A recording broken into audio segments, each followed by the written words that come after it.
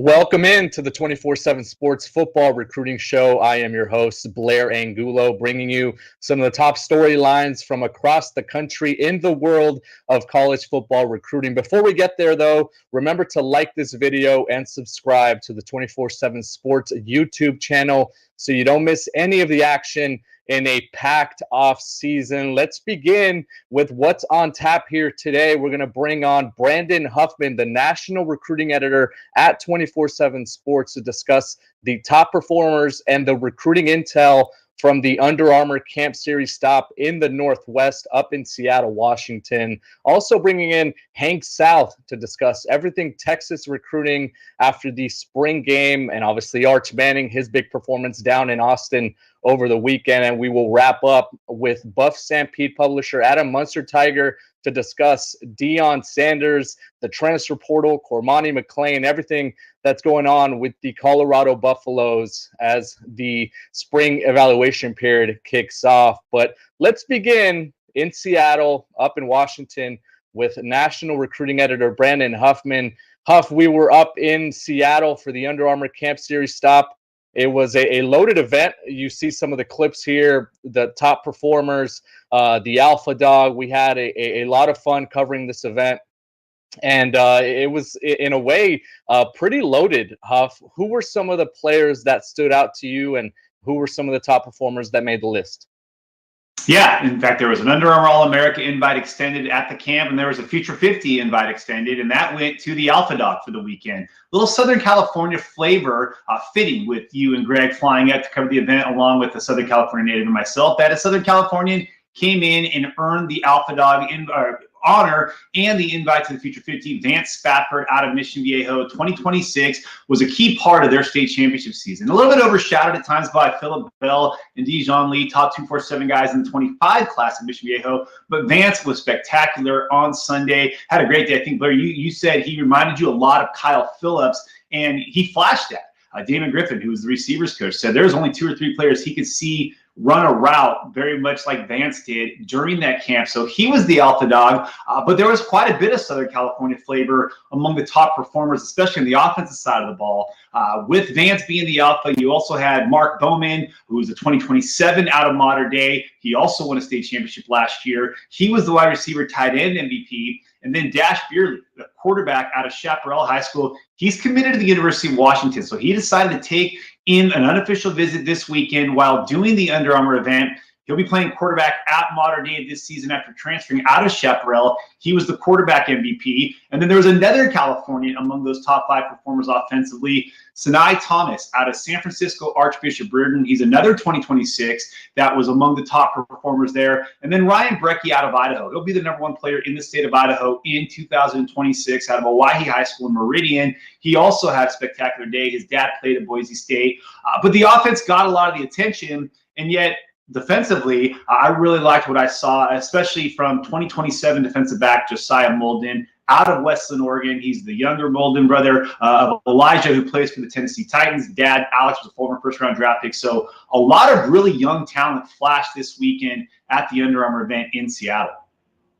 Yeah, you mentioned Vance Spafford, the Alpha Dog. It's always interesting at events like this, Huff, where we see other participants and we hear their conversations that they had amongst each other on the field, and they were all raving about what Vance Spafford was doing as a route runner and catching the football. Now, moving on to recruiting intel, a lot of chatter in that regard as well. A lot of prospects scheduling visits, maybe planning to make commitments. What's the latest that you can share from us from what you heard up in Seattle? Yeah, we're heading into official visit season with the majority of them ramping up starting in May. And UCLA has actually got 3 guys from Seattle that were there this weekend that are all in line to take an official visit May 17th, including the #1 player in the state, Zadrius Rainey Saleh. He was invited to the 2025 Under Armour All-American game after his performance on Sunday. He'll visit UCLA in May. At the same time, Dimitri Manning, who's an offensive lineman out of Bellevue, and then tight end Noah Flores will also be visiting. But that's one of 4 visits that Rainey Saleh has. He committed to Washington the day of the national championship game and then opened things up when Caleb DeBoer went to Alabama. He'll also visit Arizona State, Washington, and Florida State. But Dimitri Manning, who you see there, He's got his official visit set up for UCLA the 17th, and he'll go to nearby Washington on May 31st. He's also planning to visit Miami, Arkansas, and Oregon. And then the other big news, actually, it dropped this afternoon. Josiah Sharma, we mentioned Randy Saleh announced for Washington during the National Championship Day on January 1st, during the Sugar Bowl lead up. Sharma out of Folsom High School committed to Washington. He opened things up again when DeBoer left for Alabama. He dropped the top 7 this afternoon, named the top 7 that included Alabama, Miami, Oklahoma, Oregon, Texas, Utah, and Washington. So he decommitted from the Huskies, but he is going to take an official visit there. They made the top 7 yet. Alabama, which has Kalen DeBoer, who was the coach he committed to in the first place, Freddie Roach, the defensive line, Courtney Morgan, the general manager at Washington, who's now at Alabama recruiting him. They are going to get an official visit as well. But keep an eye on Texas. He was down there earlier this spring, had a great visit down to Texas. You got Johnny Nansen, who was recruiting him when he was at Arizona. They were the second school to offer. You got Pete Kwiatkowski, who's got West Coast ties. Steve Sarkisian, obviously from California himself. So the Horns are making a big push for Sharma. But that top 7 dropped today. There's a little bit of a West Coast flavor with some former Pac-12 schools. There's some SEC schools in there, future Big Ten schools, and ACC schools involved. But still a long way to go with Josiah Sharma, where he will end up when he makes his second commitment. A lot of interesting dynamics there, Huff. You mentioned Texas, you mentioned Arizona, you mentioned UCLA, and it's a new Big Ten territory, new Big Ten schools going up there to try to recruit some talent. You're very talented as well. You were a top performer this past weekend. You drove us around, and you batted 1,000 on food recommendations. So thanks a lot, Huff, for joining the show, and thanks a lot for the time this weekend. You bet, man. Thanks for having me. And you can follow all his coverage over at 247sports.com. Top performers, recruiting intel from that Under Armour Camp Series stop in Seattle, as well as other events scattered throughout the country, including the Elite 11 Ohio, the top performers, and the recruiting intel from that event as well over at 247sports.com. Arch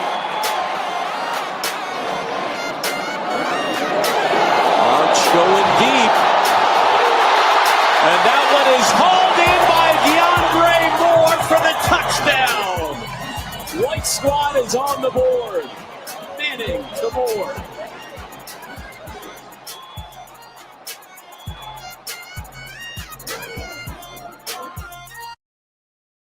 The #1 overall player in the 2023 class put on an absolute show down in Austin over the weekend. It's a shame that no one will be able to play with Arch Manning in the upcoming video game this summer.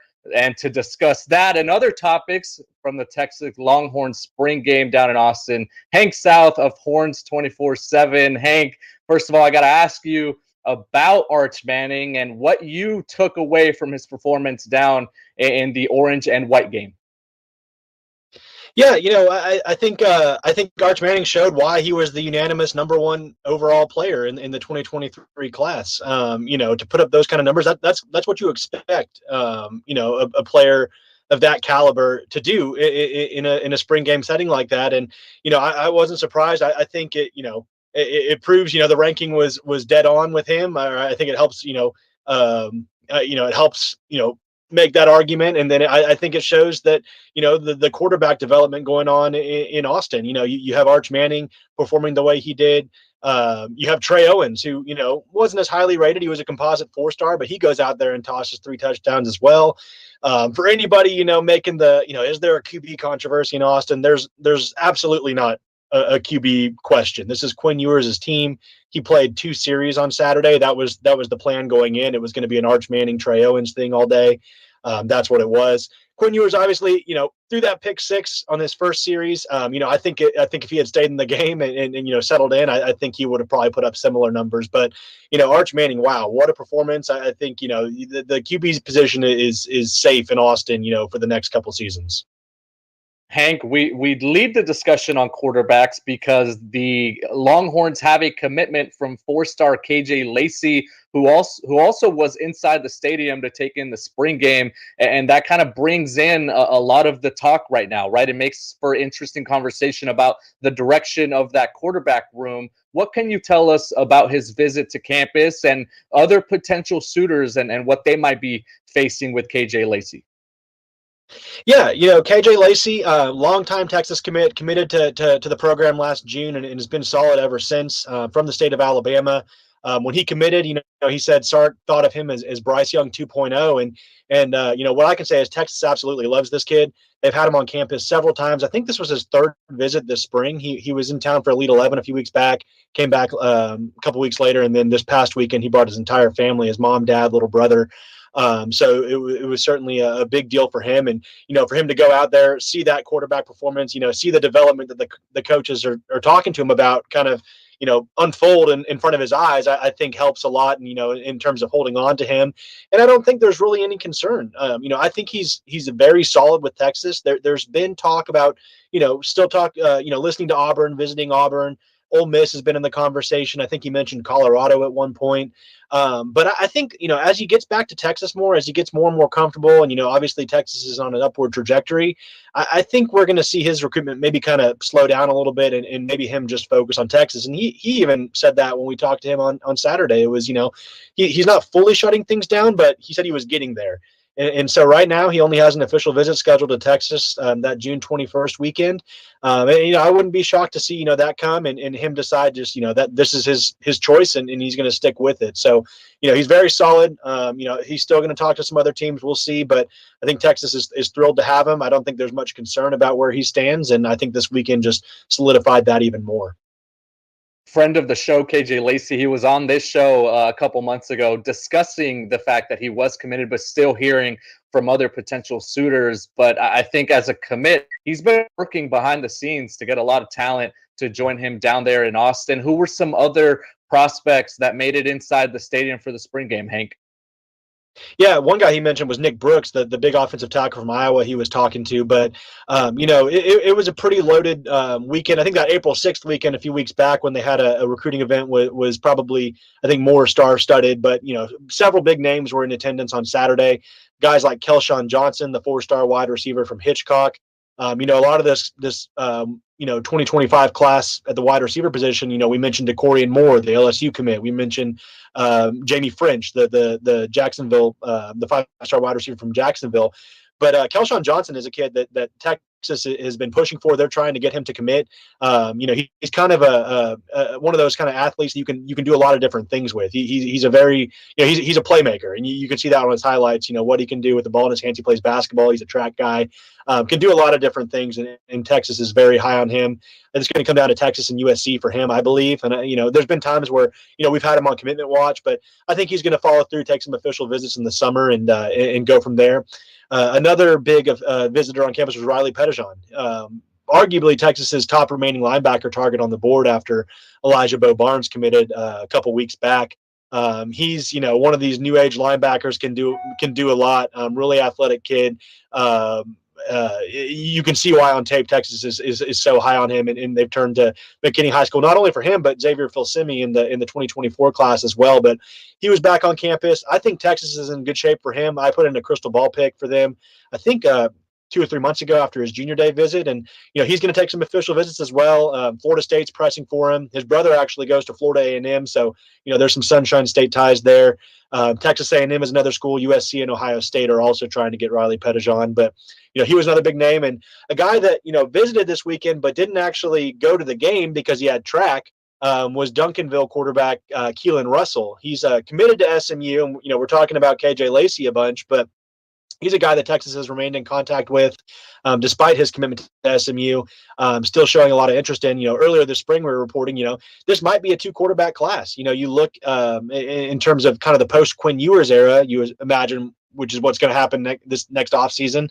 You got Arch Manning, you got Trey Owens, and not counting the 2025 guys, those are your 2 scholarship quarterbacks. So it could be a situation where Texas needs to take 2 quarterbacks, and Keelan Russell is probably going to be the guy they pursue if they decide to go that route. Again, he came late on Saturday. The game was already over, but he spent Saturday or late Saturday, part of Sunday on campus talking with the staff. He didn't leave with an offer, but I don't think that really soured, his liking of Texas. I think he's still very into the program. I think he really, when we've talked to him, he talks about how Texas is his dream school, and if he gets that Texas offer, it might change some things for him with SMU. So, he's going to be worth watching. If he comes back for an official visit, I think he has one set to Ole Miss coming up. Alabama's picking up contact with him. Florida, I think the one thing we can all agree, he's probably not going to end up with SMU. No slight to the Mustangs program, but I think he's gonna probably go somewhere a little bit bigger. So we'll see if Texas gets involved there. But another good visit for him as well, despite not going to the game. 6 commitments for the Longhorns in this 2025 recruiting cycle, all 4 stars. That's good enough for 20th in the country right now nationally in the team recruiting rankings. Hank, there's so many different aspects now of Texas and their recruiting efforts heading into the SEC, coming off of an appearance in the college football playoff. Have you noticed a different approach from this staff and maybe pumping the brakes on potential commitments early on in the recruiting cycle?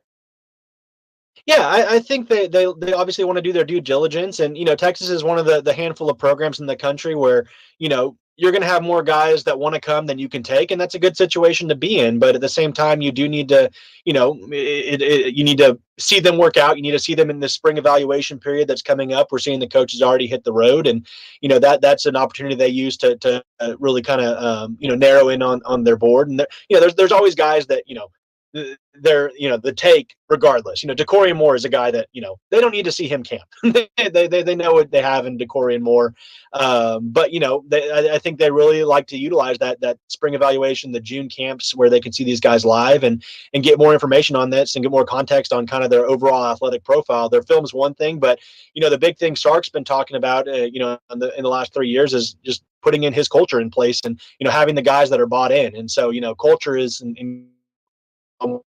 just as important as their athletic profile, and that was brings me back to Keelan Russell. That was one thing. They know what he has in terms of talent. He's won 2 state championships at Duncanville and one of the toughest districts in the state, if not the toughest district. But he was saying they want to be around him in person and get to know him more as a person before they really start to pursue him. So I think that's been a big approach of Texas. Making sure they're doing their due diligence. Obviously, they have a great support staff, and like you said, they have coming off a playoff.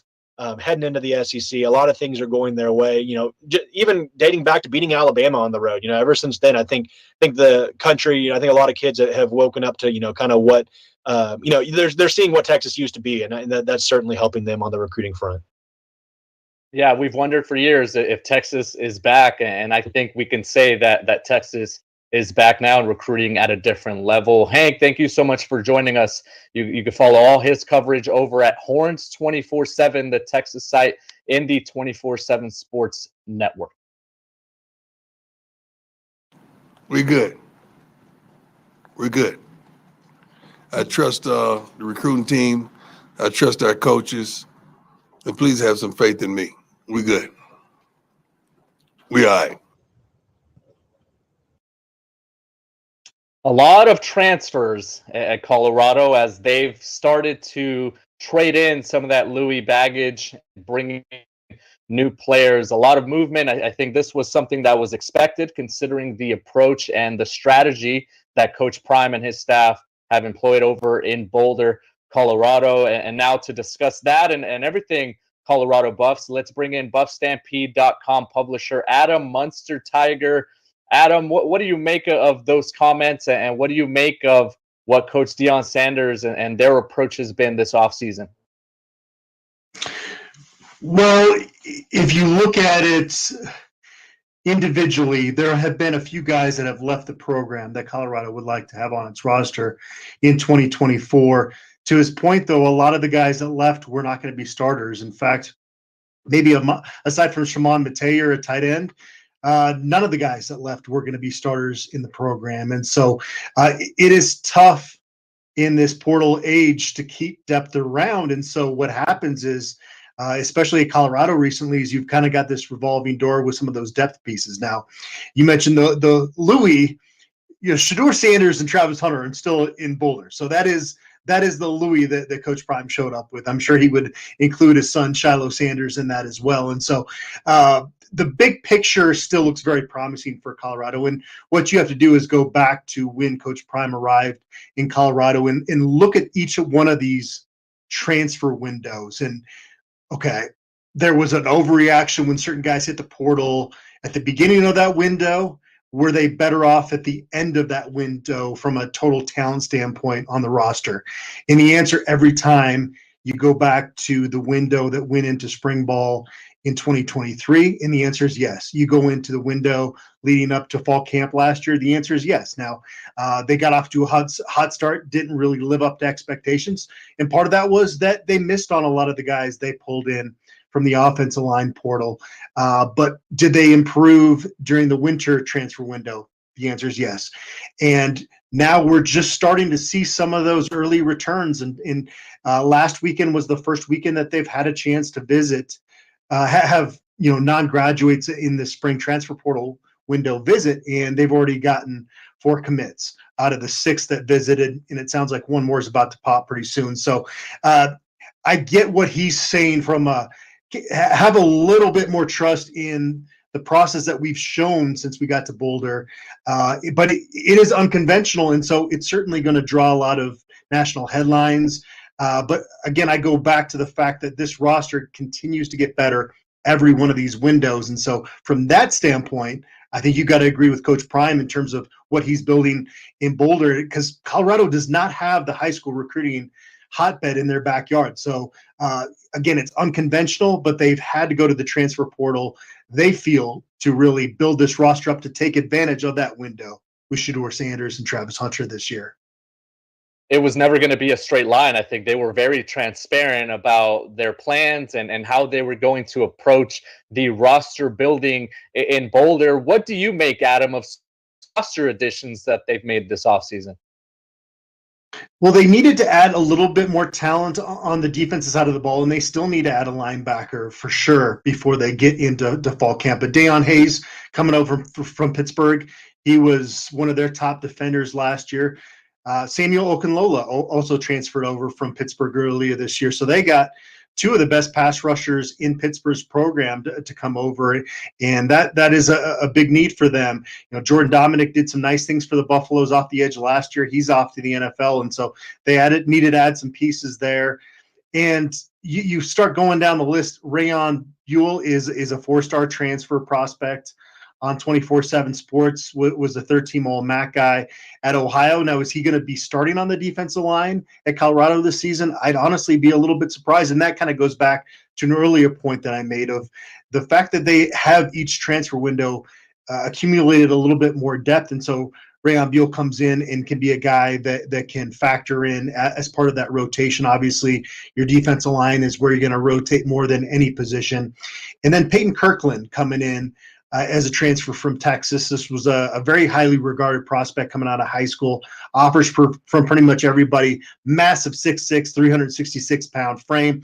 And you look at Colorado's roster, they brought in a lot of guys that have started at the college level, a lot of experience on the offensive line. And so there's about 7 guys that think they should be starters this year right now.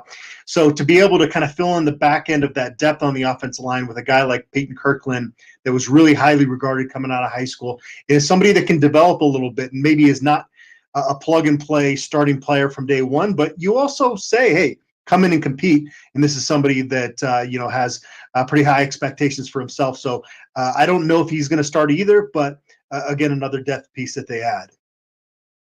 I know we're in the off season, but a bit of fireworks last week by the way of former 5-star Cormani McClain, who went on YouTube and had this to say about his future. Change the narrative of everyone's thinking on my name, be a part of a real and a great program that's going to impact me at my best ability. And yeah, ready to get to a new place and get to work. Yeah, I feel like I just don't want to play for the Clicks. I actually want to be involved with a great leading program that's going to develop players. That was Cormani McClain, and this was the rebuttal from Coach Prime. He said, I got receipts on top of receipts to validate the secrets that you keep at Well Off Media, at Deion Sanders Jr. Hashtag Prime Lyrics dropping soon. There's a lot of entertainment value here, and I think we could all appreciate, the back and forth. But Adam, what do you make of the back and forth and kind of the thing that's been going on here with the head coach and with a former 5-star Cormani McClain? Yeah, I mean, first off, I got to start out, Blair, by saying that Cormani McClain is 20 years old. He's spent not even a year at the college level. So I don't want to go too far into like bringing up the maturity things, but he talks about wanting to be part of a big time program that's taking things seriously. And, that's what Colorado wanted from Cormani McClain, was for him to take things seriously. The inability to show up to meetings, the lack of film time study, just the overall immaturity that he showed in Colorado is the reason that other guys passed him up, and the reason that they looked to the transfer portal to bring in a Preston Hodge from Liberty, to bring in DJ McKinney from Oklahoma State. And those guys, again, this spring have vastly exceeded that. Even Carter Stoutmeyer, a 3-star cornerback that they brought in from the portal last year, outperformed him last year. And so there has to be a performance effort element if you're going to put somebody on the field. Now, I do think that Coach Prime's tweet there was not in response to Cormani. There have been a couple comments made by Deion Sanders about Cormani, and it's basically been about, hey, this is your second chance. I hope you take advantage of it and learn from what you didn't learn in that first opportunity. Again, this is a young man with a ton of potential. There's a reason that our experts had him as a 5-star recruit coming out of high school, the reason that he's still highly rated as a transfer. Now, I don't think he's a plug-and-start guy at the Power 4 level next year. He would not have started at Colorado had he stayed around, and that's partly why he's on the move right now. I think for Cormani, there's not a soul in Boulder that wants to see him not succeed, because it wasn't a situation where he was a cancer in the locker room or was flunking out of school. He took care of some of those things, but from the football aspect, when you're going to go play for the best cornerback that's ever played the game, that has a gold jacket, that did that in his eye, like, obviously Deion Sanders had a lot of talent, but that was based on hard work in his eyes. And so to see somebody come into the program, have that talent, and not work the way that a Travis Hunter does, the way that I mentioned Preston Hodge and DJ McKinney already through 11 spring practices have shown, and not to see that from Cormani at all his first year on campus. All you can do if you're Coach Prime is wish him luck, but there certainly is concern there, and there's a reason that, the who's who of college football are not knocking out Cormani McClain's door right now. But again, the talent is there. It just has to click for him at some point, and you really hope it does from a maturity standpoint. Adam, talk about timing. We have some breaking news. Colorado Buffs pick up a commitment from running back Dallin Hayden out of the transfer portal. What does this mean for the Buffs roster? It's big. Colorado likes Dylan Edwards in their program. They like what Savion Wilkerson can do with kind of an every down back, and they've been in love with early enrollee Michael Welch. But Alden McCaskill IV hit the portal. He was a former Houston transfer that just had a really hard time coming back from a knee injury. So you can't go into preseason camp with 3 scholarship running backs. You just can't do it at that position. Those guys are magnets. They get hit all the time. And Dallin Hayden, actually, you can make an argument, and we'll see what Alden McCaskill does going forward, could be a step up at that position. He's somebody that came into Ohio State's program in the limited opportunities he got there with the Buckeyes, graded out really well and had a nice plus 5 yards per carry average. And so he's a little bit more in the mold of what Coach Prime looks for in a running back, a little lower center of gravity, at 5'10", 205, and a guy that can be a little bit more of a workhorse back than McCaskill was. So this was a big pickup for the Buffs. A lot of eyes and a lot of twists and turns with the Colorado Buffaloes. No one does a better job of covering that program than Adam Munsterteiger. Thanks so much for joining us. You can follow all his work over at buffstampede.com. It's the Colorado site in the 24/7 Sports Network. Like we mentioned, no one does a better job of covering it than Adam.